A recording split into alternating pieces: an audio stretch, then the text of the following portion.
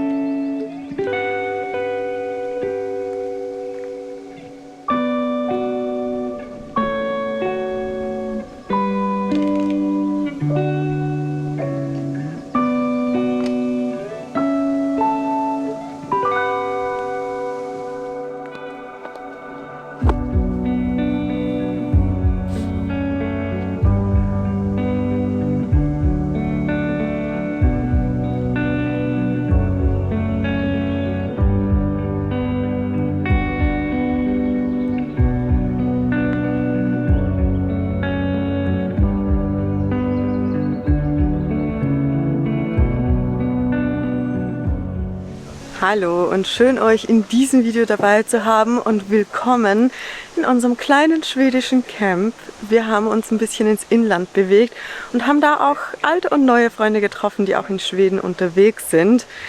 Wir stehen jetzt zusammen hier in diesem wunderschönen Wald zwischen Bäumen. Man hört nichts außer Vogelzwitschern und ja, das Blätterrauschen im Wind. Hier vorne ist noch ein kleiner See.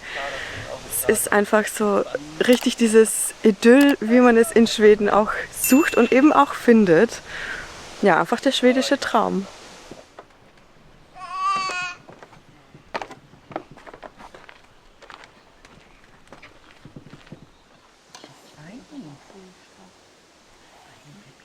Es ist wirklich eine sehr gemütliche Gruppe, in der wir uns hier zusammengefunden haben. Und zwar eigentlich auch gar nicht so geplant.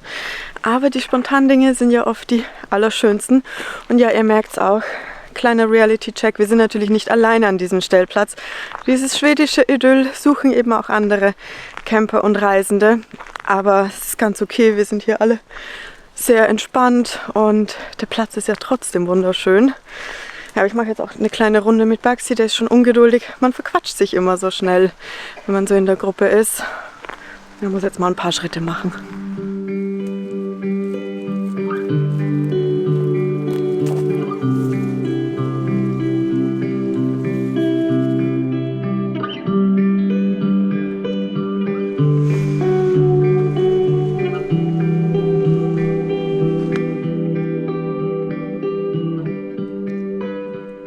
Die Wälder sind hier ja auch voll von Blaubeer- und Preiselbeersträuchern und hin und wieder findet man auch ein paar Walderdbeeren. Und für mich ist das einfach so eine wunderschöne Kindheitserinnerung. Wir sind früher immer im Sommer in die Wälder gefahren zum Blaubeeren pflücken, im Herbst dann zum Pilze sammeln. Und ja, als Kind ist man ja allgemein einfach so unbeschwerter. Man macht sich noch nicht so viele Gedanken über alles. Die Zukunft ist noch weit entfernt. Und ja, somit diese Assoziation mit der Kindheit, mit damals, das macht es für mich hier umso schöner. Da ist einfach alles gleich so friedlich und die Welt ist einfach noch in Ordnung. Also meine Eltern wären sonst ganz schön...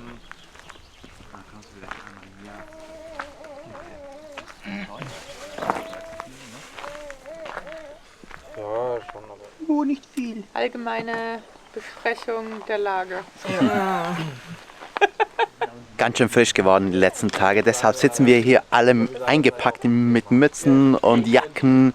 Aber trotzdem ist es hier wunderschön am See. Und wenn ihr euch fragt, mit wem wir hier zusammen sind, also ihr solltet sie wahrscheinlich schon alle kennen. Hier Sveni und Basti, die Neuländis, mit ihrem richtig coolen Fahrzeug, den Jimny. und Peppi. Und auf der Seite sind Silvio und Lea. Schon wieder passiert. Mit der kleinen Tochter und den 2 Hunden, die haben wir hier auch kennengelernt. Und ja, es ist eine richtig coole Truppe. Man tauscht sich aus und wir verbringen hier ein paar Tage zusammen. Wie gefällt dir bis jetzt Schweden? Traumhaft schön. Und mit dem Setup? Zufrieden? Mega geil. Also wir sind, glaube ich, das erste Mal richtig zufrieden mit dem Dachzelt. Also Schweden ist das perfekte Dachzeltland für uns. Wir waren ja vorher mal in Sardinien oder auf Sardinien. Da hatten wir mit dem Wetter ein bisschen Probleme, mussten immer schön dem Wind entfliehen, aber hier bisher echt traumhaft schön. Ich habe vorhin gesagt, ihr habt ein richtig geiles Setup und ich bin ein bisschen neidisch, wie cool das Fahrzeug geworden ist. Ja. Roberto lag auch schon mal da oben drin und war sehr happy. Ja, wer weiß, vielleicht gibt es für uns ja auch bald mal ein Dachzelt. Silvia, erzähl mal, woher kennt man euch so? Woher man uns kennt? Ja. Ich hoffe von YouTube, oder? Und von wilden Reisen Richtung Saudi-Arabien, Oman, Ja. vielleicht auch Afrika und von Hunderettung, hoffe ich auch. Ja. Wo seid ihr jetzt unterwegs? Jetzt sind wir gerade in Schweden Cool. und mit so einer richtig geilen Suppe, die hast du ja auch schon gezeigt, oder? Ja. Ja, richtig gut. Und jetzt probiere ich endlich mal mein Kajak aus, wovon ich Jahre gesprochen habe, was ich jetzt seit Wochen mitschleppe. Und ich habe es noch nicht einmal aufgepumpt.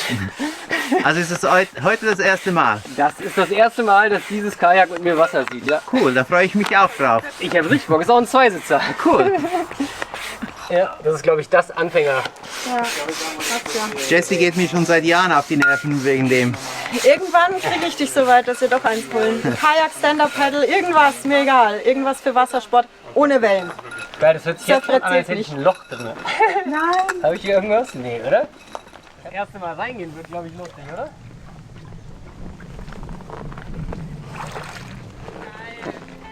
Und ich würde sagen, ohne großes Drumherum reden, geht's jetzt für uns alle ins Wasser.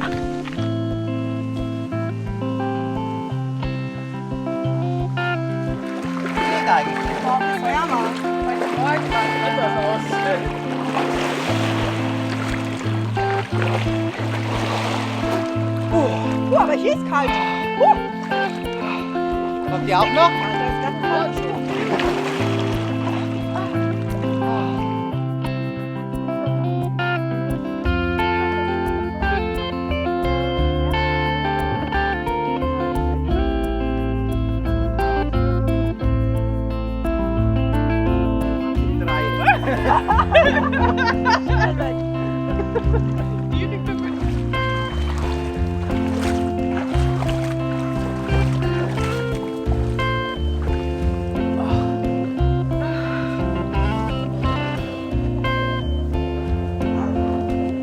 War gut. Taxi!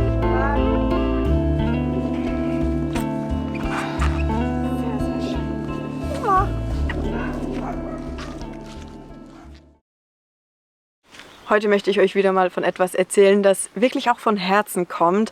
Viele von euch wissen ja, dass wir praktisch von Anfang an in unserem Vanlife die Reisehandtücher von Valleys & Hills und auch weitere ihrer Produkte dabei haben. Und jetzt, wo wir in ein neues Kapitel starten, freut es uns besonders, dass wir die Tücher und auch die Ponchos wieder dabei haben. Und wir haben auch einen besonderen Rabatt wieder für euch. Kaum etwas nutzen wir so regelmäßig wie die Reisehandtücher, sei es zum Beispiel nach dem Gesichtwaschen am Morgen, nach dem Duschen, aber am allerliebsten natürlich auch in diesen schönen Momenten dazwischen, die das Unterwegssein so schön machen. Ja, und auch die Ponchos kommen natürlich oft zum Einsatz, denn da kann man einfach so reinschlüpfen und sich so richtig schön einkuscheln. Die Tücher und die Ponchos bestehen zu 100% aus Bio-Baumwolle, sind komplett plastikfrei und fühlen sich einfach richtig angenehm an auf der Haut, trocknen aber gleichzeitig auch super schnell. Und damit sind gerade die Reisehandtücher die perfekte Alternative zu Mikrofaserhandtüchern, denn sie sind genauso platzsparend, sind aber auch viel nachhaltiger.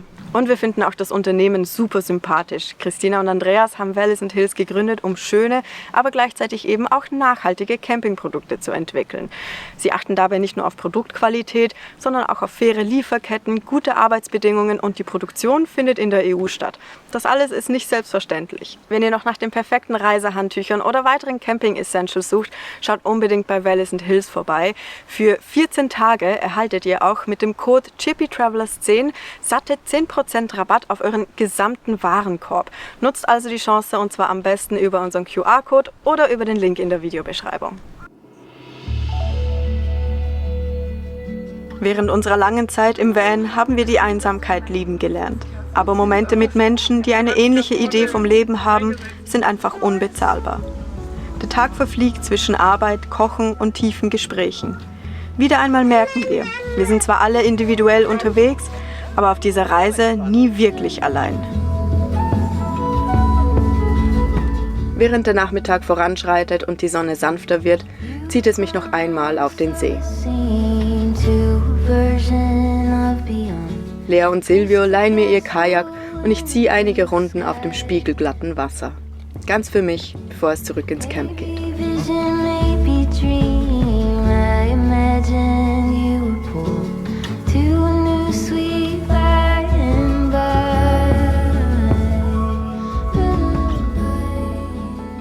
Wie cool war das jetzt, hier einfach so rumzukurven, einfach in Ruhe. Ja, es war einfach so richtig friedlich. Ich liebe sowas, ja. Ja, richtig cool. Danke, dass wir uns das ausborgen durften. Und ja, jetzt mal gucken. Ich glaube, jetzt kommt so langsam die Nachmittagsabendruhe. Es wird langsam ruhiger. Werden sicher bald mal alle was kochen. Wir haben auch gesehen, es gibt kein Feuerverbot. Also wahrscheinlich machen wir auch nachher ein kleines Lagerfeuer und genießen in Ruhe den gemütlichen Abend alle zusammen.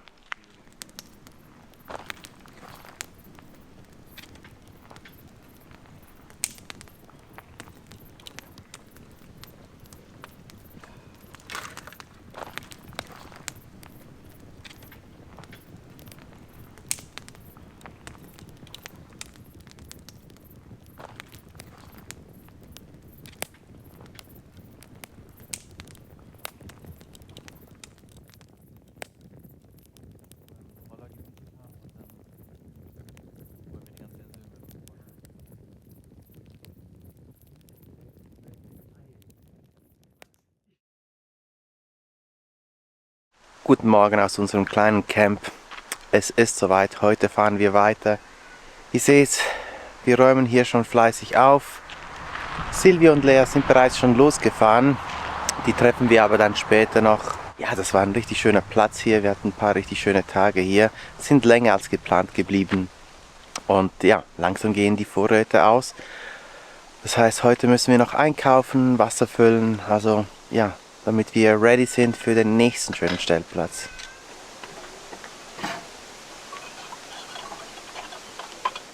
Bergki, wieso zitterst du so? Ist dir kalt? Ja, heute ist ein kalter Tag.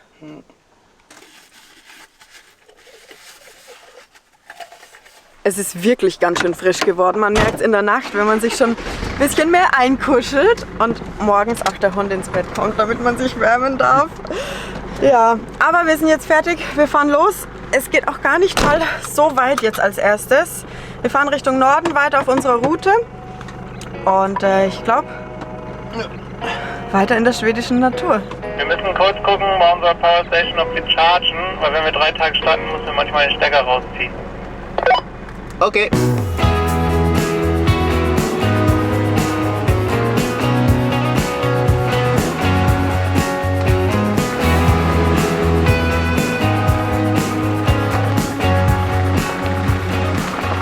Auch wir sind ein bisschen knapp mit Strom, deshalb haben wir jetzt die letzten Tage auch die Jackery benutzt. Leider haben wir unser Problem mit der Lichtmaschine immer noch nicht behoben. Wir müssen das einfach mal in Angriff nehmen und deshalb laden wir jetzt die Jack hier während dem Fahren, was auch ein großer Vorteil ist. Wir müssen halt einfach die Lichtmaschine testen. Hoffentlich bald, oder? Ja, endlich mal. Ja, wie schön hier diese Häuser.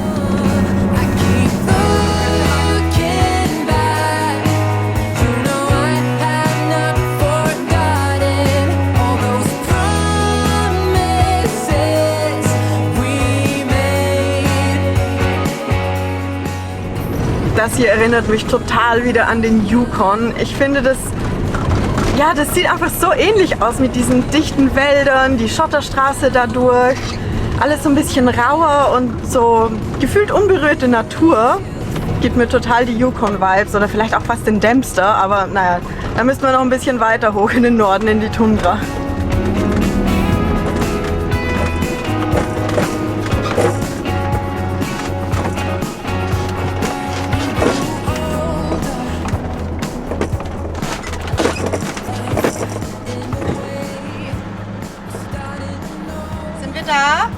Da!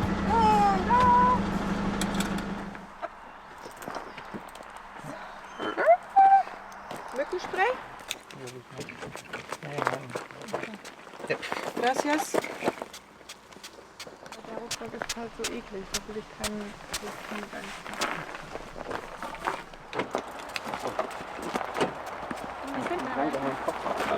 Okay.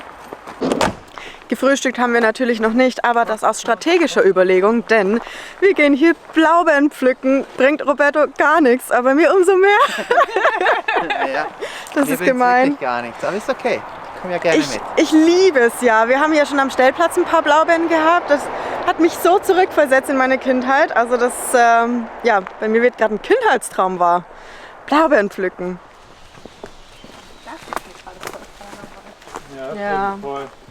Ich gebe zu, die Blaubeeren sind eigentlich ein Vorwand. Wir sind wegen dem hier. Nein, wir sind wegen der Blaubeeren hier. Aber das ist ja auch wieder so süß, gerade mit den Herzen ausgeschnitten in den Fensterläden. Voll süß. So in der Wildnis, das wäre was, oder? Ja, Zu viel Wildnis? so viel Wildnis. Okay, was dazwischen. Probieren. Waren die auch hoch genug? Ja, ich hoffe. Die höchsten, die ich gefunden habe. Für mich Du nicht, darfst danke. nicht, ne? Bisschen sauer noch, aber es liegt vielleicht am Zähneputzen. Also ja, ich habe auch schon Zähne geputzt, aber nicht frisch. Aber gar nicht so schlimm. Kann man schon machen, so im Joghurt.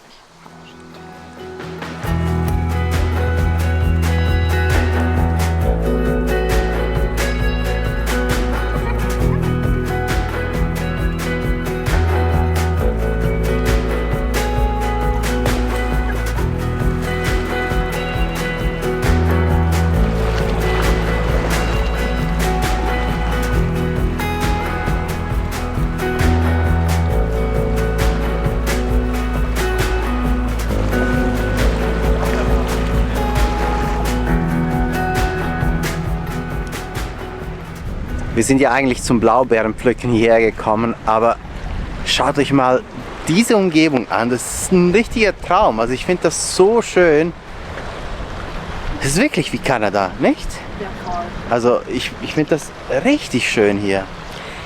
Ist mal wieder so, man muss nicht weit in die Ferne. Ja, Und hat einfach auch vor der Haustür, naja, Schweden, waren schon ein paar Kilometer, aber nicht so weit weg. Und trotzdem Nee. hat man hier so eine schöne Natur und direkt am Wasser. Also ich liebe sowieso alles, was am Wasser ist so mein Ding.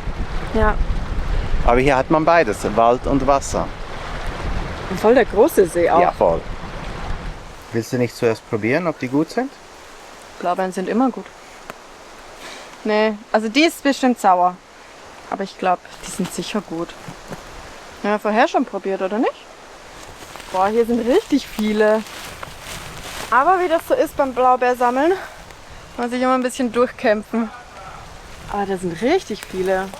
Die scheinen auch schön reif zu sein.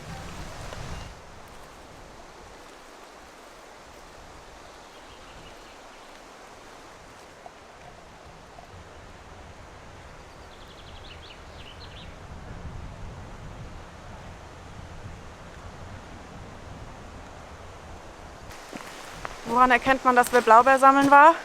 An den Fingern, die blau werden. Und irgendwann auch die Zähne und die Zunge. Aber ich habe noch nicht genascht. Ich bin diszipliniert, obwohl ich nicht mal Frühstück hatte.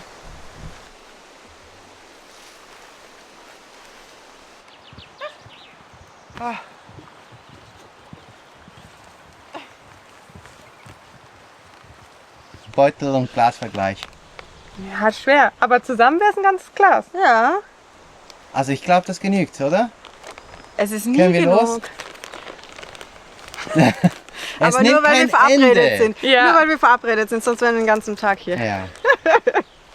Los. Basti, wir kommen sonst nicht los, oder? Weil wir kommen nie mehr an heute. Ja. Ich würde sagen, Svenny und Basti, nee, nicht Svenny und Basti. Ich würde sagen, Svenny und Jessie haben das richtig gut gemacht. Wir haben genug Blaubeeren für alle. Und wir sagst du müssen nur, jetzt weil nicht ihr nochmals gehen willst. anhalten. Ihr habt das gut gemacht, aber jetzt ist auch schon, jetzt ist Zeit. Ja, aber nein! Ja, so sieht das aus. Ja. Nein.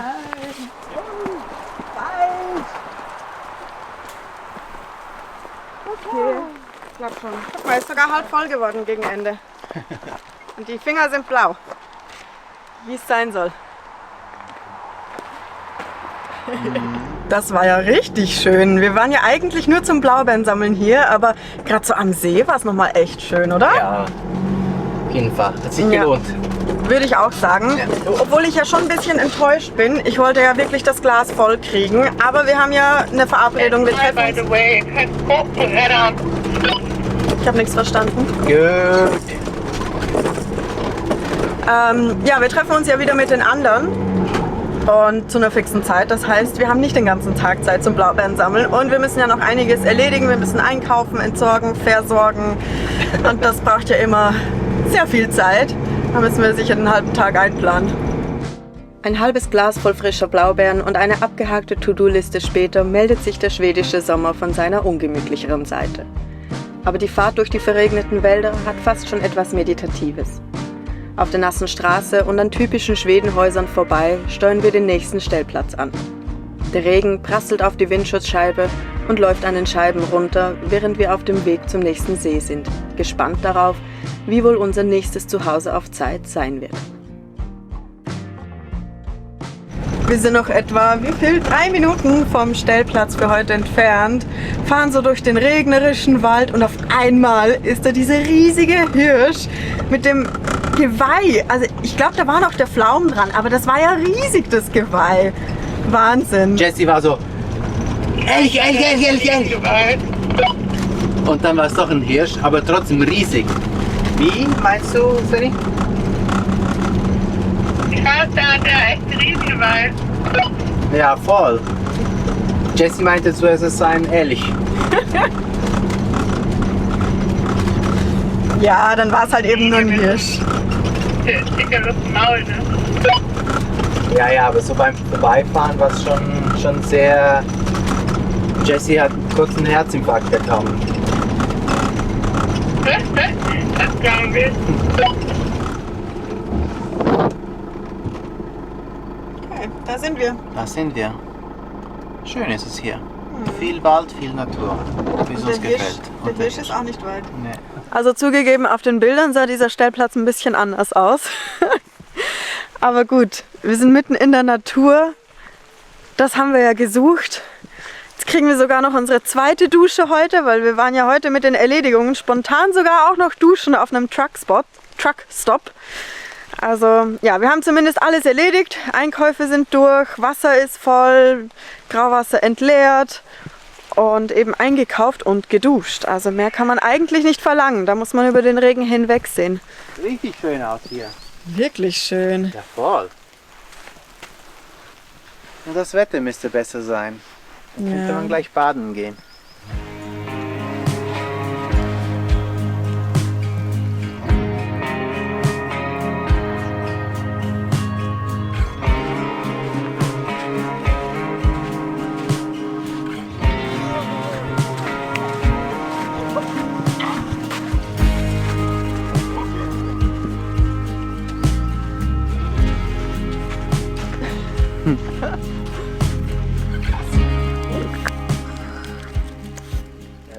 Ist nicht gerade das Wetter, was wir bestellt haben, aber ja, wir sitzen das jetzt mal aus und dann schauen wir mal, wie es weitergeht, denn hier sind auch so viele Mücken. Ja.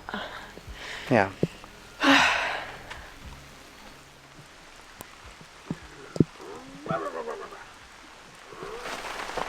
So ist das.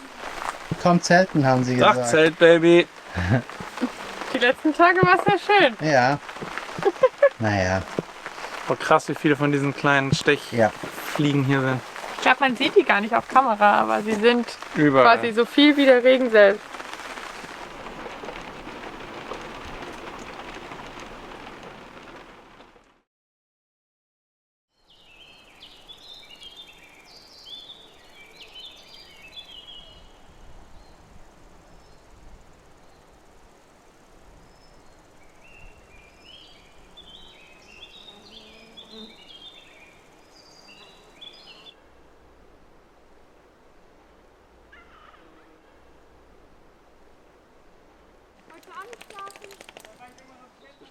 Nee, zu hoch.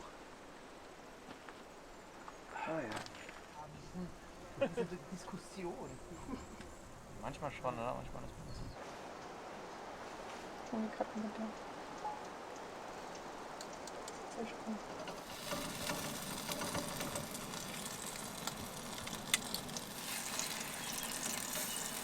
Zu früh.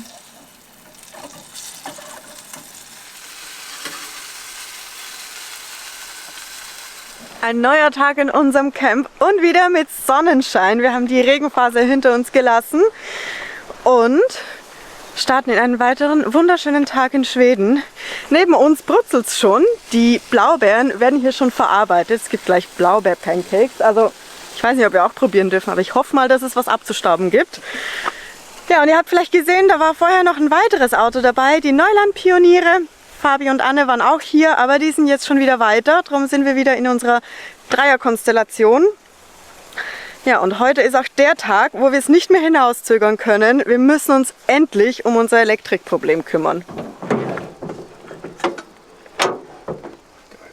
Wir haben ja ganz viele Nachrichten von euch bekommen, wie wir das testen können, wo das Problem genau liegen könnte.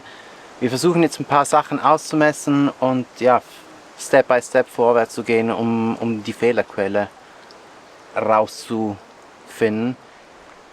Und natürlich haben wir auch ChatGPT gefragt, weil, wieso nicht, oder? Also die Batterie hat 12,66. Also das ist okay. Das ist auch das, was Victron anzeigt. Ja, das ist aber ohne Laufen, ohne Ohne Belastung. nichts, genau. Dann würde ich sagen, Starten wir mal das Auto. ja, und schauen, wie sich es verhält, Ja. vor allem wenn dann das Laden anfängt. Genau.